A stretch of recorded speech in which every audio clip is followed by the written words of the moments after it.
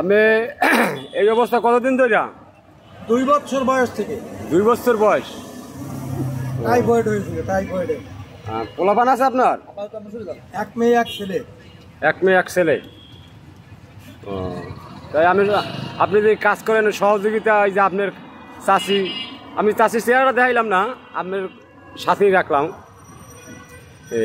তবে এখন কি অবস্থায় আছেন, কেমনে চলেন?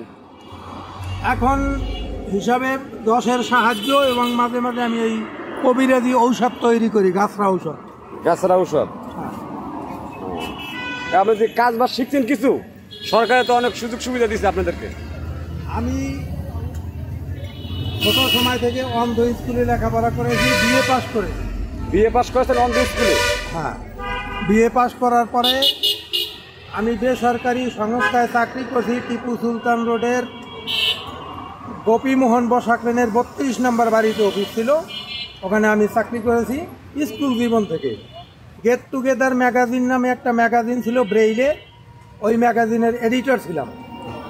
বিএ পাস করার পরে ওই অফিসের অ্যাসিস্ট্যান্ট ডিরেক্টর হিসেবে কাজ করি। ওর বস মারা যায় 1994 সালে। 1994 সালে বস মারা যাওয়ার পর অফিস বিলুপ্ত হয়ে যায় এবং আমি বেকার হয়ে পড়ি। কিন্তু 2005 সাল পর্যন্ত আমাকে বেতন দিতে হবে। আমি ওই অফিসের তরফ থেকে ইউএসএ, লন্ডন এবং ইন্ডিয়ায় ট্রেনিংয়ে গেছি, কয়েকবার কনফারেন্সে গেছি। লন্ডনেও গেছেন? হ্যাঁ, মাশাআল্লাহ মাশাআল্লাহ। কয়েকবার কনফারেন্সে গেছি এবং ট্রেনিংয়ে গেছি। ট্রেনিং নিয়ে আসছি প্রতিবন্ধী ব্যক্তিরা কোন কাজ করতে পারে, দৃষ্টি প্রতিবন্ধীরা কী কাজ করতে পারে, তাদের অভিজ্ঞতা অর্জন করার জন্য আমি বিভিন্ন দেশে আমারে পাঠাইছি। এবং পরবর্তীতে কোনো উপায় না পাইয়া 10-এর কাছে হাত পাততে বাধ্য হয়েছি। পরবর্তীতে আমি নিজে নিজে ওই বিভিন্ন কিতাব খুঁজে কবিরাজি কিছু ঔষধ তৈরি করি, যার ফলাফলও মোটামুটি ভালো।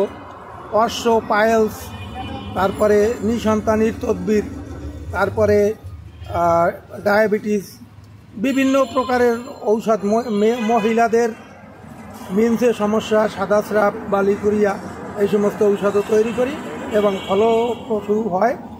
অনেকে নেয়, তবে তেমন একটা চলে না। এগুলো শিখছেন কি নিজে নিজে শিখছেন না কেউ শিখাইছে আপনাকে? এগুলি বই সংগ্রহ করে বইয়ের থেকে পয়রা দিছে আমাকে, এটা শিখছেন? হ্যাঁ।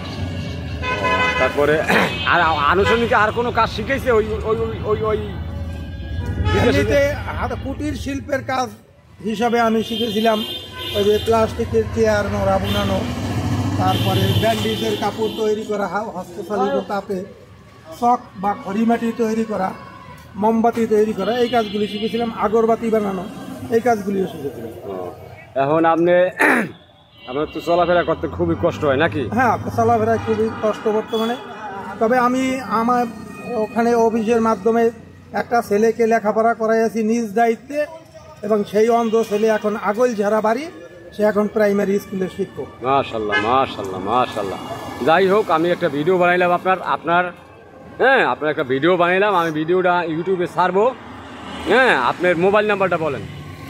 01702537771। এইটা আপনার মোবাইল নাম্বার?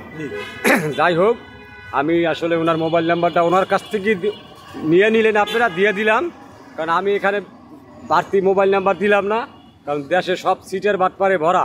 এই জন্য ওনার মুখেরই আপনারা মোবাইল নাম্বারটা শুনলেন। যদি কারো সহযোগিতা মনে হয় যে দিবেন ওনাকে, তাহলে ওনার এই মোবাইল নাম্বারই পাঠাই দিন। ঠিক আছে ভাই? আসলে মানুষ তো আসলে দুনিয়ায় সব বাটপারে ভরা। একজনের ভিডিও বানাই আল্লাহর রাস্তায় টাকা হারবি ক্যাশে আনে। আমি সরাসরি ওনার মুখের কথাই ওনার মোবাইল নাম্বারটা দিলাম। ঠিক আছে? আমি এখানে আর কিছুই লিখলাম না, শুধু ওনার মোবাইল নাম্বারটা নিলে ওনার মুখের কথাটাই শুনলেন আপনারা।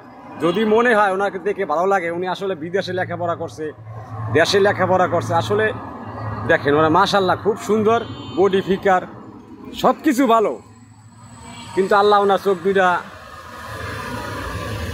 নিয়ে নিছে। এখন উনি সহযোগিতা চায় আপনাদের, যদি আপনার ভালো লাগে ওনাদের সহযোগিতা করবেন। ঠিক আছে? কাকু সালাম দিয়ে দেন।